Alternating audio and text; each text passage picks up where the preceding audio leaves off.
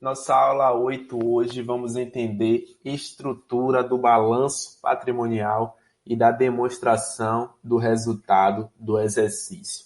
Hoje eu trouxe aqui, na prática, um balanço patrimonial consolidado de uma empresa, de uma determinada empresa, que eu não sei qual é o nome e qual é a razão social dela, mas somente para a gente analisar em relação à estrutura. Já vimos em relação à parte conceitual, que o balanço patrimonial ele demonstra, no caso, todo o patrimônio da empresa. E se a gente passar a entender cada demonstrativo, vamos observar uma coisa importante. O balanço patrimonial ele é a junção de todos os demonstrativos existentes em um único relatório. Se você observar, o balanço patrimonial tem o reflexo da DRE contido nele, tem o reflexo da DFC contido nele, tem o reflexo da DMPL contido nele. Ou seja, é um dos demonstrativos mais importantes, ou se não o mais importante da entidade. Então, algumas coisas importantes sobre o balanço patrimonial. É um relatório que ele é gerado anualmente, conforme a Lei 6.404 diz. Ele é um relatório que ele é gerado anualmente. Ele pode ser registrado uma única vez, no caso, ele deve ser registrado uma única vez no ano. Não pode, você registrar um balanço do ano de 2019, hoje você registrou o balanço do ano de 2019, amanhã você pega e quer registrar novamente esse balanço, não é o correto a ser feito. O balanço, antes de ser registrado, ele precisa ser revisado, precisa ser analisado, para que evite esse tipo de erro, esse tipo de alguma divergência de informação.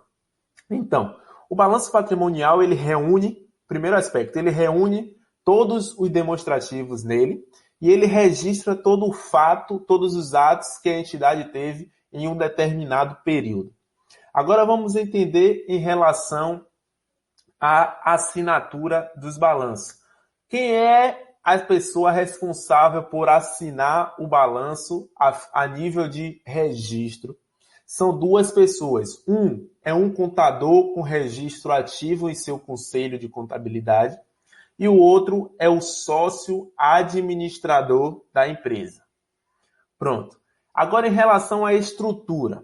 Já estudamos até aqui conceito de ativo, conceito de passivo e conceito de patrimônio líquido.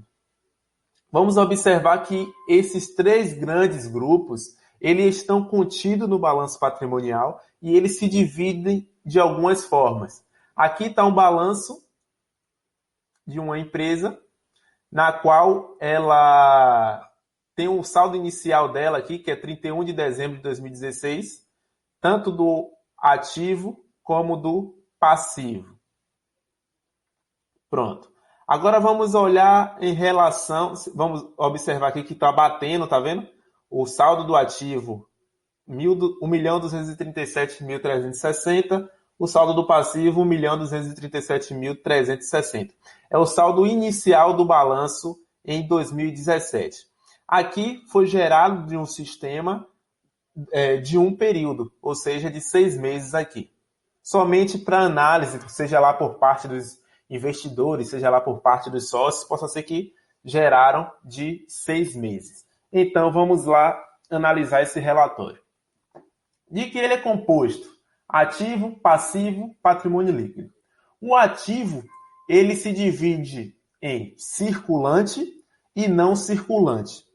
O que significa isso? Circulante são contas a curto prazo, ou seja, são contas que serão realizadas antes do final do exercício seguinte, beleza? Temos aqui contidas nele disponibilidades, contas a receber, estoques, impostos a recuperar, despesas antecipadas e outros, que pode ter uma variação de contas. Em relação aqui, eu já trago outra relação com o plano de contas. O plano de contas dessa empresa são essas contas aqui listadas. De outra empresa, pode ser um outro plano de contas, porque não é algo universal. Cada empresa adota o plano de contas que melhor atende às necessidades. Pronto. Não circulante. O que significa contas do não circulante? São contas a longo prazo. São contas que vão ser realizadas depois do final do exercício seguinte. Estamos em maio. Qual é o final do exercício seguinte? O final do exercício seguinte é dezembro de 2021. Então, contas realizadas após esse período serão consideradas como não circulante. Temos aqui depósitos judiciais, impostos a recuperar, ativo tributário, créditos com partes relacionadas, recebíveis da Eletrobras, outros ativos não circulantes. Beleza? Pronto. O não circulante, ele se divide também em alguns grupos, que são 4 no caso. São o realizável a longo prazo, as contas de investimentos, o imobilizado e o intangível. E o ativo circulante mais o total do ativo não circulante forma o ativo total de uma entidade. Vamos analisar agora uma parte do passivo. Passivo se divide em circulante, não circulante e patrimônio líquido. Fernando, o patrimônio líquido faz parte do meu passivo? O conceito base do balanço patrimonial, ele diz que o patrimônio líquido está inserido no passivo. São 2 grandes grupos, ativo e passivo. Então, podemos considerar o patrimônio líquido como um grupo de conta integrante do passivo. O passivo ele se divide em circulante, são contas que irão ser pagas antes do final do exercício seguinte, ou seja, são contas a curto prazo, são obrigações a curto prazo. Nesse caso dessa empresa, temos empréstimos, fornecedores, impostos e contribuições sociais, obrigações sociais e trabalhistas, adiantamento de clientes, dividendos a pagar e outros.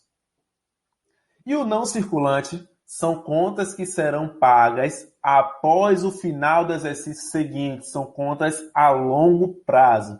Temos aqui empréstimos debêntures, fornecedores, IR e CSLL diferidos, parcelamentos e obrigações tributárias e provisões. Quando a gente escutar a palavra provisões, sempre iremos remeter a uma conta do passivo, mas uma sacada aí que pode ser legal para questões de prova do exame de suficiência. Patrimônio líquido. Patrimônio líquido é o dinheiro de capital próprio, não é de capital de terceiros como essas obrigações aqui. São capital próprios, ou seja, capital social, reservas de lucro. Nas outras aulas a gente observou que quando a gente falava de reservas, sempre foi uma conta de patrimônio líquido, seja lá qual for a reserva. Escutou a palavra reserva na contabilidade, pode remeter a patrimônio líquido. Mais um macete aí. Outros resultados abrangentes, lucros acumulados e participações acionistas não controladas. Beleza?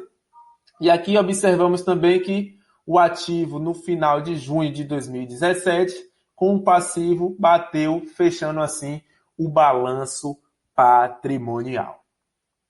Beleza, galera? Estudamos hoje a parte estrutural do balanço patrimonial. E a DRE, Fernando? O que é que tem nessa estrutura da DRE? A DRE simplesmente demonstra o resultado da empresa em um determinado período. Ele consta também lá na Lei 6.404 de 76 como uma das demonstrações obrigatórias. Foi o que falamos na aula 7 desse desafio. Então, o objetivo principal da DRE é apresentar de forma vertical o resultado apurado em relação ao conjunto de operações.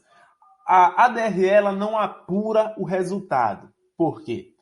Quem apura o resultado é aquela famosa conta ARE, que é uma conta transitória, que se chama apuração do resultado do exercício. A DRE, ela demonstra o resultado da empresa em um determinado período. E como ela é composta? A DRE ela é composta como? Essa estrutura aqui é da Lei 6.404. Como ela é composta? Com a receita bruta, menos os impostos incidentes sobre vendas, e aqui a gente pode inserir também devoluções de venda, devoluções de compra, a gente pode inserir nesse grupo.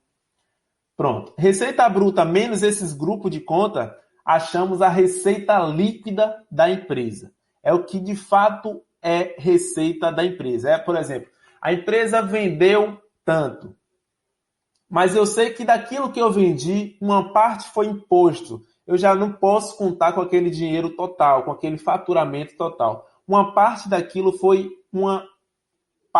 destinado a impostos, que de certo modo tem uma carga muito alta aqui no Brasil. Pronto, receita líquida encontrada. Da receita líquida encontrada, eu vou abater o meu custo das mercadorias vendidas. Eu vendi 200 mil de mercadoria. Aquilo que eu vendi me custou quanto? Quanto eu precisei gastar para vender esses 200 mil? É o nosso CMV. Pronto. Achou a receita líquida, abateu o CMV, é encontrado o nosso lucro bruto. Desse lucro bruto, vamos abater as despesas operacionais. Quem são as despesas operacionais? São despesas com vendas, podemos dizer uma loja com alguns vendedores, o salário desses vendedores pode se encaixar aqui em despesas com venda. Uma empresa, um restaurante, que a embalagem, no caso das mercadorias, podemos encaixar aqui como uma despesa com venda. Outra dedução, despesas financeiras. Que despesas financeiras é essa? Despesas bancárias, que é paga que é descontado do extrato bancário, que temos aquela tarifa. A empresa fez uma transferência de um banco para outro, tem tarifa bancária. Podemos encaixar aqui como despesas financeiras. Feito isso, somado as receitas financeiras.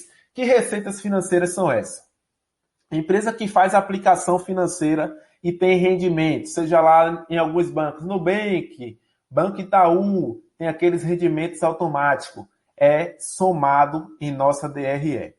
Depois disso, abatemos as despesas gerais e despesas administrativas. Que despesas gerais são essas? Despesa de escritório, como material de escritório, aluguel, serviços de terceiros, despesas administrativas, salários de quem trabalha na administração da empresa, pode se encaixar aqui. Podemos encaixar também nessa parte honorários da contabilidade. Podemos encaixar também despesas com água, despesas com luz, tudo isso.